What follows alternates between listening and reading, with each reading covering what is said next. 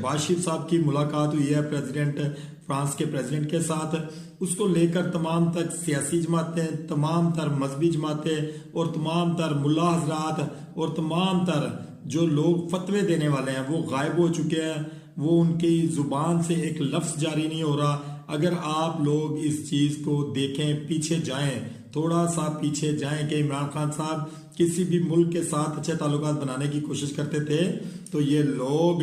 सड़कों पर आते थे और इमरान खान साहब के लिए एक नई दीवार खड़ी करते थे और पूरा मुल्क बंद कर देते थे।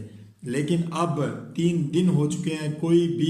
कोई भी जमात, तहरीक लब्बैक, तारुल कादरी साहब की जमात, मौलाना फजलुर रहमान साहब की जमात, कोई भी जमात सामने नहीं आई कि ऐसे प्रेसिडेंट के साथ हमारे प्राइम मिनिस्टर साहब कैसे मुलाकात कर सकते हैं। जो